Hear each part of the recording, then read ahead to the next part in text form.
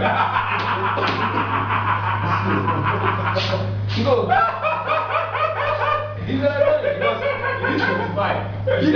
Exactly. So you need them in format. Exactly. Right, any format is acceptable. Any format is acceptable if you don't specify. So that Any format is acceptable. Linking presentation. Now, under examination, we're going to learn this that examination can be defined for other three conditions. Number one, we looked at this, the one that has to do with incomplete. I will only examine, I will define my examinations to where it's complete. Second one is linking. You present document, no reference to link to the guarantees related to. Until I link it, I can determine which can relate to that kind of examining. Then the third example is where there is a force majeure situation that affects the bank from examining. The bank postpones its examination till when the force majeure stops. No, sorry, not when it stops. 30 days. 30 days. You postpone the examination to 30 days. Now, since the bank have the document, if after 30 days the force majeure has ended, the bank will wait for the force majeure to end and will examine and keep it. Do you understand?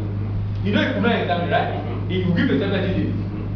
Now, so do it. But if after that it does not, since he has the document and he see it before the file, he cannot say move it. It will be unfair. It's not your fault as a guarantor. We understand. Also, it's not the fault of the beneficiary. So there is this in the rule. I mean, talking about reality now. It's really the drafting is more compassionate and more reasonable. And really, I think we're just evolving in the world. That's right. Business is changing, landscape is changing, issues are coming up. Reasoning is called to question. Because you know, for every drafting there is a principle, there's something, there will be cases, because these are from different countries, come together with so many experiences. So many, because when I saw the incomplete presentation, I asked myself, why do we need this kind of condition? Why will you submit? I'm sure there will be a case of some company that they can't just help it, they will just do it. I don't know if you understand what I'm saying. And they will just do it. Typical example. If you receive incomplete demand, you know you are meant to inform any demand, you are meant to inform the applicant. So let's say I need a document to complete my, but I want the guy to know that I'm ready to ask for money.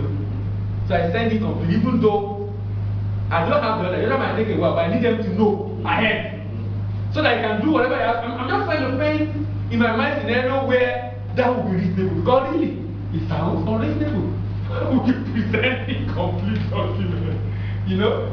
Linking demand guarantee. If a presentation does not identify the guarantee under which it's made, examination does not comment until it is identified. However, if before such an identification is made, the guarantee expires after the presentation of an otherwise compliant presentation, but for the extension of the requirement, the guarantee cannot be extended.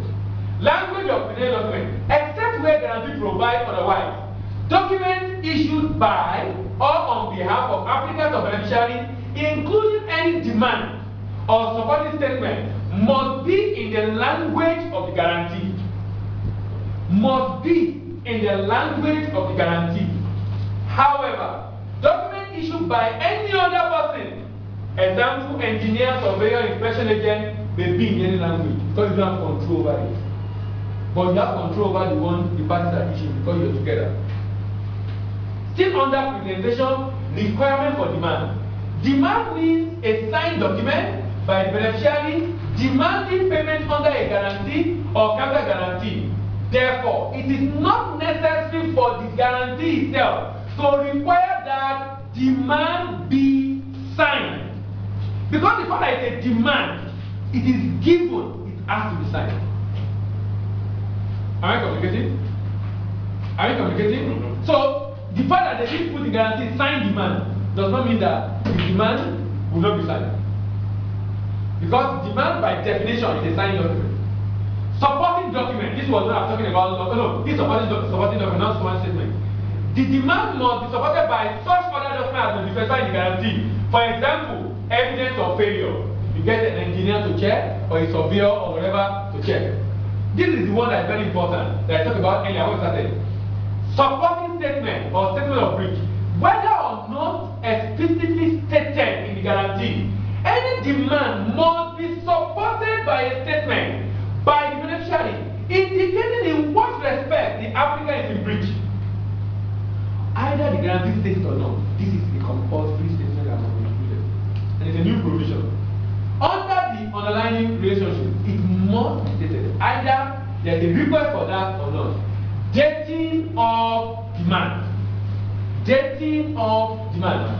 Thus, a demand or supporting statement should not be dated before the date when the beneficiary is entitled to present a demand, which in the absence of a contrary provision in the guarantee is the date of issue.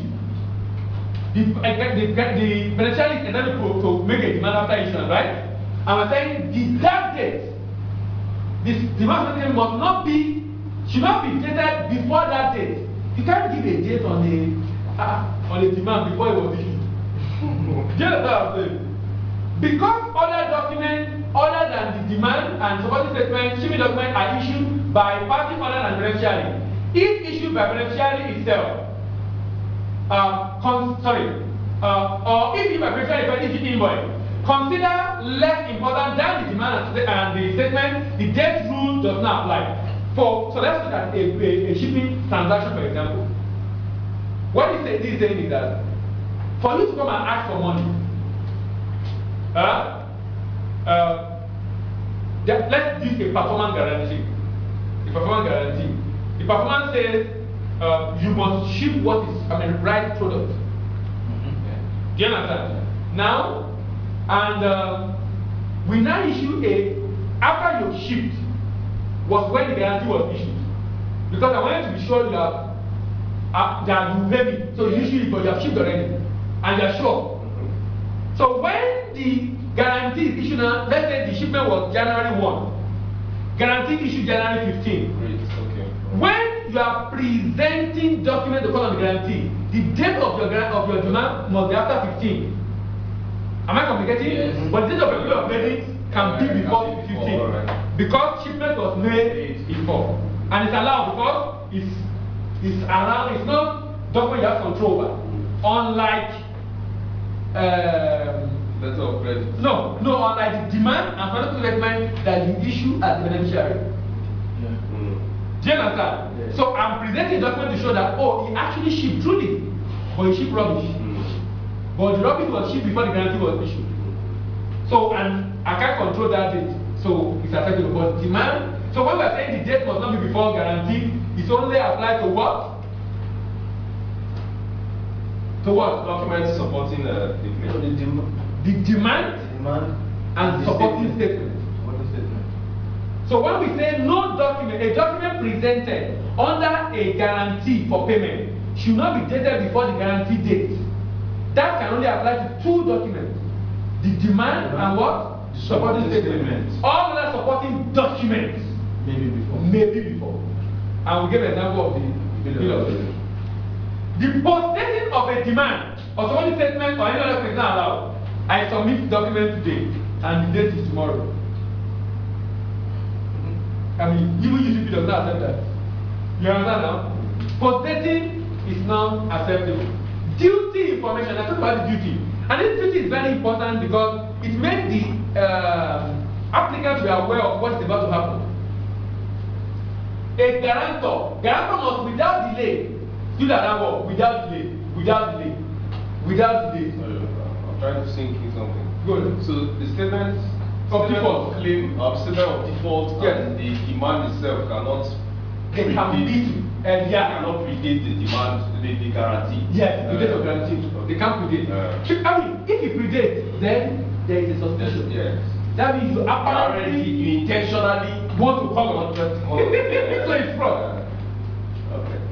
The guarantor must without delay inform the frauding party or where applicable the counter guarantor of the demand received under the guarantee. The duty of information about demand arises only in relation to a demand, including extent of paid demand. It's not confined to complying demand, but cover all demand. It's not confined to complete presentation, but also arises when the presentation indicates that it will be completed later. Does it make sense? Number one, you are the guarantor. I'm the beneficiary. When I present document to you, you must inform the applicant. Or no, the instructing party now. And if you have a counter guarantee from a counter guarantor, you will not now, you don't have an instructing party now, you have counter guarantee, you inform the counter guarantor. Okay. That now, these are the things. Any information that has to do with demand, be it a demand for payment, or extend of pay, or the demand that is not even complying, but it's a demand, or it's a demand but it's incomplete. So extend or pay demand, incomplete demand, discrepant demand. The fact is that they are all demands. And because they are all demand, you need to inform the instructing party about it. Examination.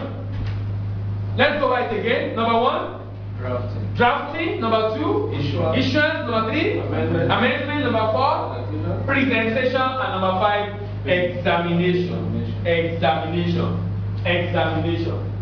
Making a presentation does not itself trigger any consequence in terms of payment, termination, variation, or the amount otherwise.